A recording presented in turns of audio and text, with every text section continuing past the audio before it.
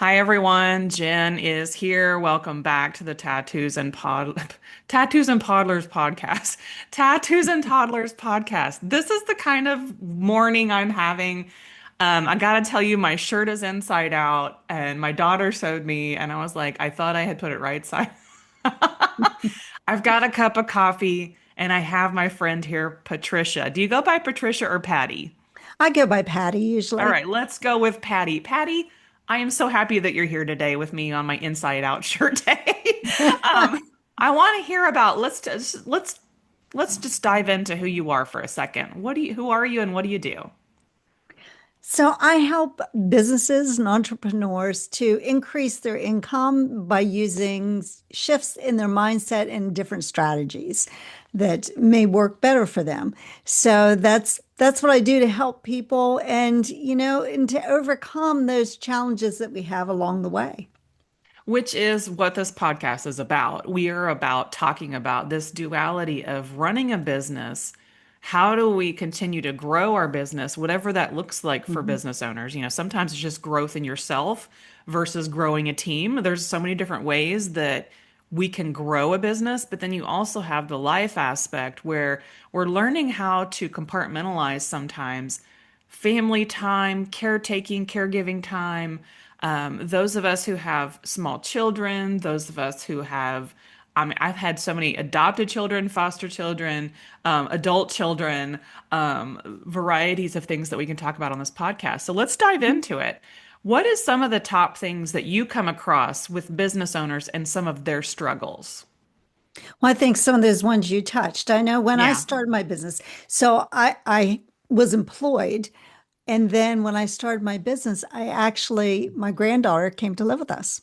So Hmm. that was a challenge because all my children were grown. And so I was looking forward to that empty nest. And then all of a sudden I was having to raise my granddaughter. And during the week, my daughter would come up on the weekends. But it Yeah. really slowed my progress because I had to start to adapt to, oh, now I have a small child again. How am I going to Yeah. grow my business? And as long as she was in school, it was fine. But I had to make sure I was home when she got off the bus and things like that. So it was just a little more challenging. And at the same time, on the other end, I had a mother who was having dementia at the same time. So there were times I needed to go and sometimes unexpectedly take a 2 hour drive to take care of one of her needs or take her to the doctor or whatever I needed to do to help her. So you do have life gets in the way. So how do you keep yourself organized when things might come up at the very last minute? And that is Mhm. very key. You have to be very disciplined in what you're doing. Yeah, and I love that as a business owner, and it may not seem like it, but we have the ability to be flexible sometimes, depending Mhm. on your business. And especially if you're not a brick and mortar and you're having to open the store at 8 a.m. and close at 5 p.m., a lot of us can pick up and do things more mobile these days. Was that the case for you? Like it was a much more you could pick up and just go and then pick it up later kind of a business? It was because I did have that flexibility of scheduling, although there were times when I had appointments, sometimes with clients live and other times with people on Zoom. So I Yeah. did have that flexibility to a certain extent. But there were times that I didn't have that flexibility that I would have liked. And even today, even though my granddaughter's no longer living with me and my mom is passed, there's still, you have to be organized. You have to really be committed to figuring out your schedule for the day and what things you cannot change and what things you can work around. And my husband's on a very flexible schedule. So Mhm. sometimes he's home in the morning. Well, then that enables me to work at night. And so I sometimes go around his schedule so we have a little time together, as well as I'm getting things done. And you just brought up a very important point that I think some of us need to remember. Scheduling time with the people that you love. I know this is a business and life podcast, but I find that most of us, so many of us, maybe you have clients like this too, we love our business so much that we forget to have fun. Yeah. I do that sometimes, actually, you know. Can you elaborate, like, give us some real life examples of that? Because I think that's a real thing that people may struggle with. I know I do. I was just talking about it yesterday with some friends, and I was like, I love talking about business. I love talking about serving people. But what I forget about is why can't I just go do something for myself, by myself even, to just go have fun? Well, that's actually happening to me next week. So I had Ooh.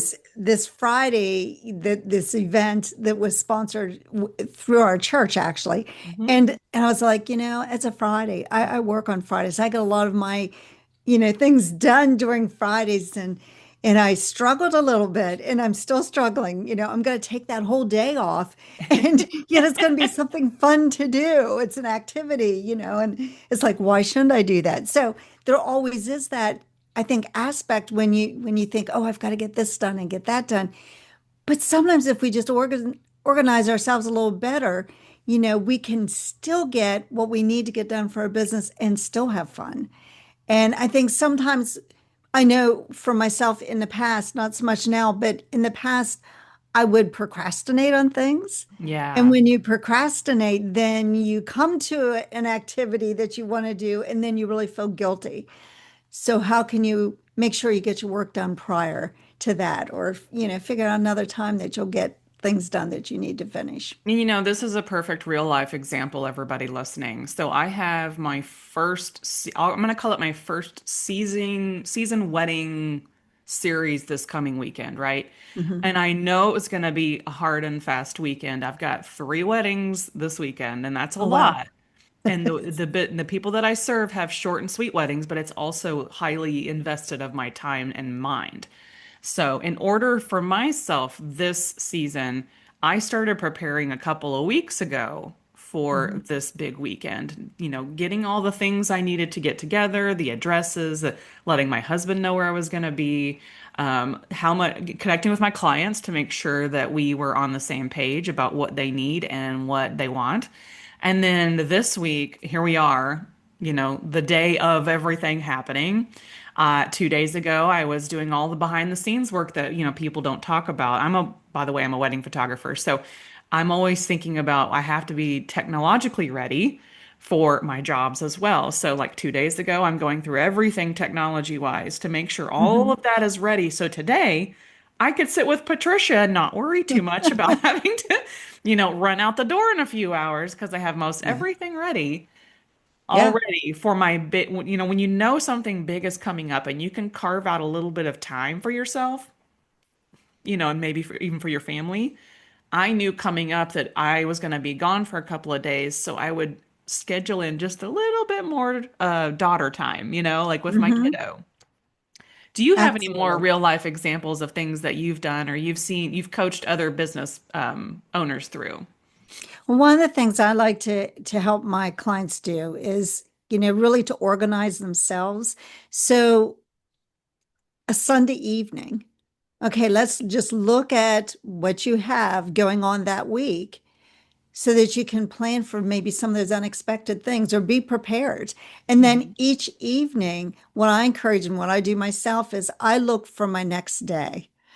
What am I doing the next day so that I'm prepared? So very much like you. And I would do the same thing. If I have something going on for an entire weekend, okay, how can I get myself organized?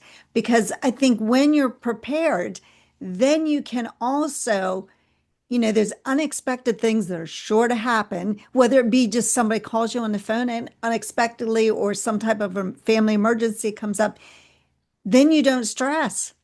And to me, it's all about, doing everything with ease and, being at peace. So how can you go through that day or that event or that unexpected thing and still feel like you're okay? Yeah, and I really love this topic, honestly. And you've said this word more than anybody I've met recently. Organize, organize, organize. So what does that look like logistically for those of us? I know how I sort of stay organized. I have a calendar I use all the time. Are there some other tools that you seem to use frequently that keep you organized and it helps others stay organized too?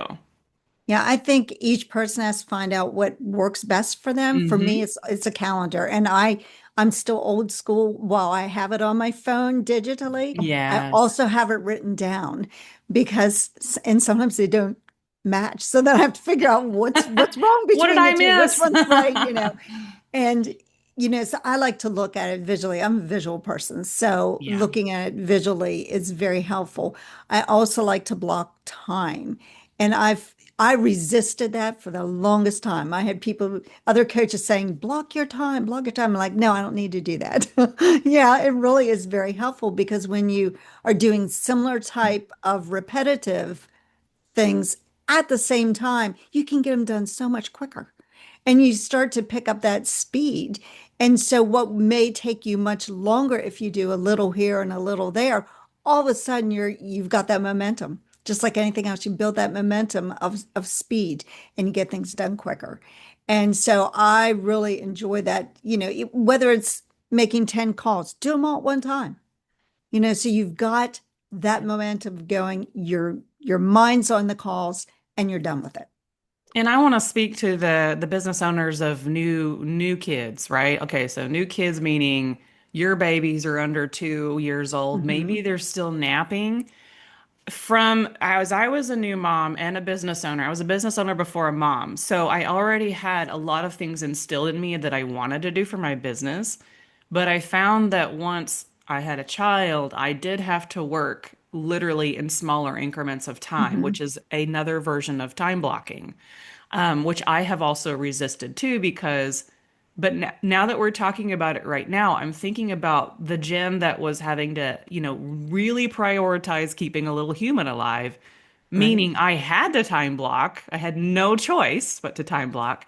And if I wanted anything done, I had to get it done during nap time. So, and I'd like to think of it like that. So if you've had a kid and you remember nap time, my baby is 8, but nap time was the time that I zeroed in and I focused on something. I didn't know what it was. It probably changed every day, but it really was about being intentionally, energetically focused into that time. So you were not distracted. You let yourself wander in your inbox for a second. Maybe you got a couple ideas. Maybe you take those ideas and you do them the next day. But for those of us, especially even during that first part of the pandemic, my baby was still taking naps, and so I was having to dream in between nap time and use my mind differently because when Hmm. my kid is around, my brain doesn't work as well. So I would have to have complete disconnection from everybody and everything so I could think. Right. And like we're saying here, it's different for everybody, and don't be too hard on yourself.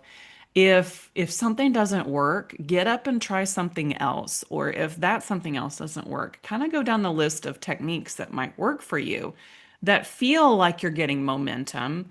And then you're starting to track the momentum because anybody can start tracking how many emails that may come in that are actual business leads, or you look at your metrics on the social media system. If you're running ads or if you're doing stuff that is like very tangibly out there circulating, you can kind of look at that and see if that's like successful to you or if it's a waste of time. So as we're going back to parts of your story, do you find that, my little nap time analogy is probably correct? Like it's a way to, even when you have things come up, like when your granddaughter came to be with you for a season, and having to also compartmentalize how you work with your aging parents. And I see this a lot in people that you kind of have to prioritize one or the other. Is there some things that we can leave people with today that would help them learn that it's okay to prioritize the family over the business when it comes to that kind of stuff? I think that all just goes back to your values. To me, family's Yeah. everything. Yeah. Without family, where are you? And so that was always a priority to me. It was how can I work around the family? And just going back to like organization task, Hmm. one thing I encourage people to do are what things do you have to do every day? What things do you have to do every week? what do you have to do every month? And are there some activities like making social media posts? Can you schedule them all in one day for an entire month? Can you schedule an email sequence to go out? Things like that to make your life easier and you get that done when you maybe have a nice block of time and when things aren't crazy. So then that again allows you when something comes up that you can give that priority to your family. And so Yeah. I like to get a little ahead. What can I do that I can get ahead of myself for a week or two at a time so that if something comes up, I'm okay. Yeah, and sometimes they are very last minute. Like, Hmm. when I get notifications from the school, sometimes they're a week out and I'm like, I Hmm. wish I would have known 2 weeks ago because I already had something going on that I can't move, and so I'm consistently moving things around, right? Like, and I built my business with the availability to be there with my daughter when and at every opportunity that I could. And then also try to carve out time with my husband who is working, Monday through Friday, and that leaves weekends. Well, I work on the weekends. Right. So this year, I decided to not say yes to every single wedding, but I left a few weekends open for sure for this season. That way we have time together as a family. Hmm. And but you're right. It's what is important to you is going to start to show in your calendar. Would you say that's true? Oh, absolutely. Absolutely.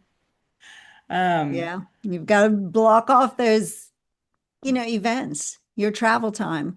I have a vacation coming up. My son's in Japan and we're going ooh. to visit him. And so that time's blocked out, but I'm going to be prepared that my business can continue while I'm not here. You Yeah, know? and I think that's a great example because Japan is a commitment. Like last year I went to a convention in the UK, but I made a stop in Ireland. It's all a commitment of time changes Hmm. and long flights. Yes. And so you have to be prepared when you have that shift in your calendar, giving yourself enough wiggle room before and after, would you say? Mhm. Oh, absolutely. Yeah, because there's going to be some exhaustion, too. Fortunately for us, it's kind of over the winter holidays, so that'll help out too. But Yeah. you're right, you do have to give yourself some time. So, I actually took a day or two prior to going to Japan in my calendar just to make sure the logistics of everybody getting together to go is taken care of also. Yeah, and it was one of those things like even for example this weekend, I know I'm gonna be exhausted and it's not a badge of honor. It's just a fact of energy going out. Hmm. Um, three different couples, three different requirements, physically demanding. And then I'm coming back, on Sunday. And the reason why I took one more little tiny session before the new week started is because my daughter has a fall break. So I knew I could take on one tiny little job, but knowing that we could both sleep in on Monday, I'm very excited about that. Yes, true.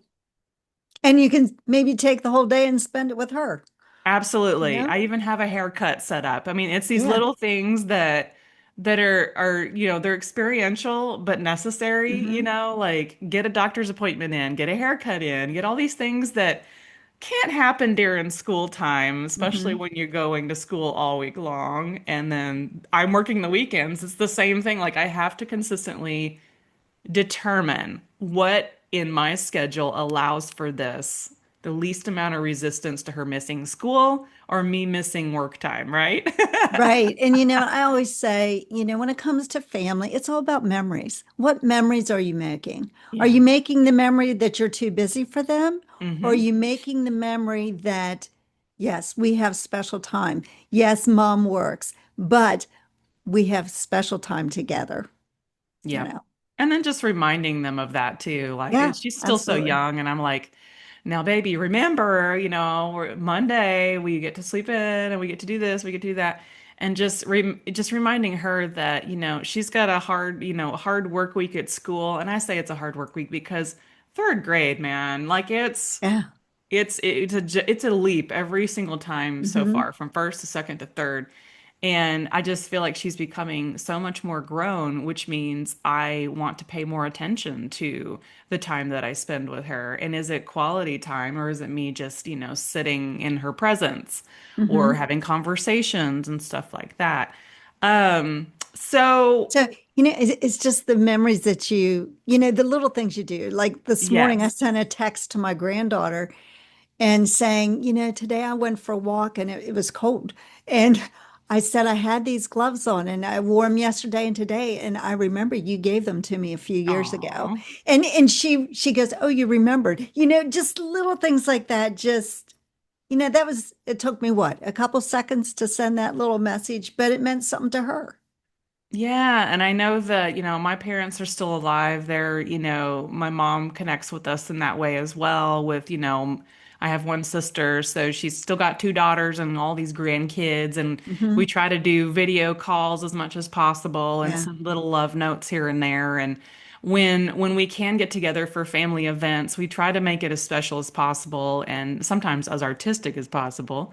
But knowing that, time is time, and where do you want to spend your time? And which is it's just a beautiful thing as a business owner. You do have so many different ways you can make decisions for the betterment of your life and your family life and your business life. Because, Hmm. like I said, we love our businesses and we love our Yeah. family. Yeah. So, I was just trying to think of what else we could discuss regarding, some real life examples of things we can leave people with today as far as business ownership. How did you get started in this phase of your business? So it all started when my son, when he was 12, he told me he was going to get a scholarship to college, and I didn't believe him. Oh, And I said, "Well, how are you going to do that?" Well, he wanted to be a collegiate athlete. And I'm thinking, "Oh, yeah, right. You got 6 years, how?" But yeah. he kept telling me this over and over again. And when he actually did get a full scholarship to college, I'm like, "How do you do that?" But I never told him he couldn't. I always let him Yeah. believe his You're fantasy, just as like, I said. okay. you know. But that led me to, okay, so I've done personal development my whole life. How did he do this? And that led me to Bob Proctor and, understanding how we create our own reality and how we can attract things into our lives, things I'd never heard before in all the personal development. And once I heard it and started to see exactly what my son had done, and then I talked to him and he'd tell me some other things. And that led me to starting my own business and working with business owners because I think a lot of times you get so stuck in the weeds building your business that you forget about who you want to become and where you really want to go.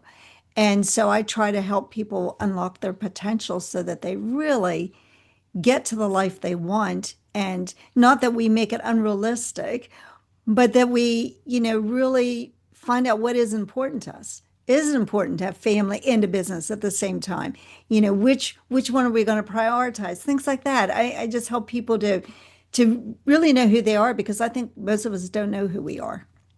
Yeah, and I talk about this a lot actually, because I've realized over the years, I'm 5 years into a new brand, and I really, really, really got to know myself more during that period of time. Because when we were all locked down in 2020, I had no other choice but to face myself. Hmm. And I always go back to that because that is a pivotal moment when you face yourself and you look at yourself and you ask questions about who am I and am I here to do something, is where I found the most clarity I've ever had. And a lot of people, you don't afford yourself that opportunity to sit still long enough to really think about it. Because sometimes we've forgotten to use our mind. It's great to have mindset changes, but if you're so busy letting everybody else think for you, then Hmm. you're not wandering in your own mind Yeah. about Most the people things inside of you. Most people just allow the world to kind of toss them around, whether Yeah. they want to believe that or admit it or not. And that's what I did. I Yeah. I know mean, we that. all did that. Oh, I did that. absolutely. And it was like, why am I not thinking for myself and figuring out what I really want to do? Yeah. No. I'm glad that we flip-flopped this interview because normally I would have started with how did you get started?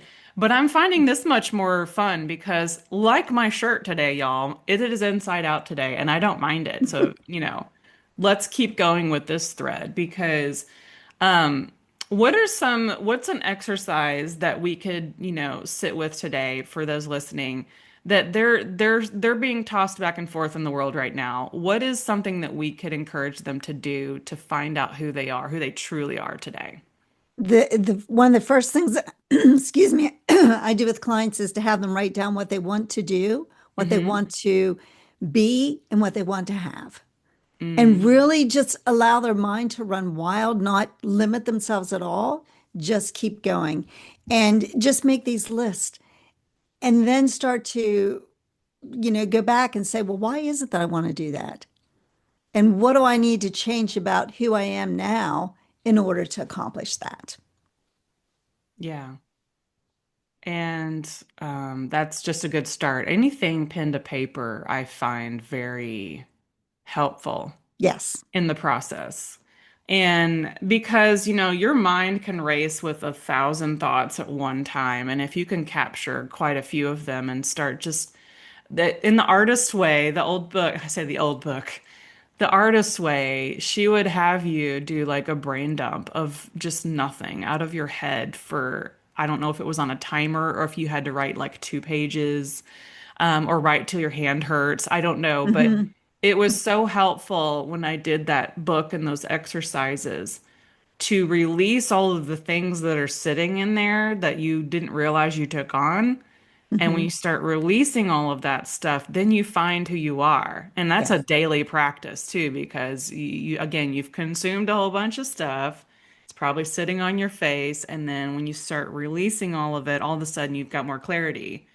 And I talk about vision a lot, mostly because I wear glasses and I'm a photographer. So I have several lenses I'm looking through all the time. Hmm.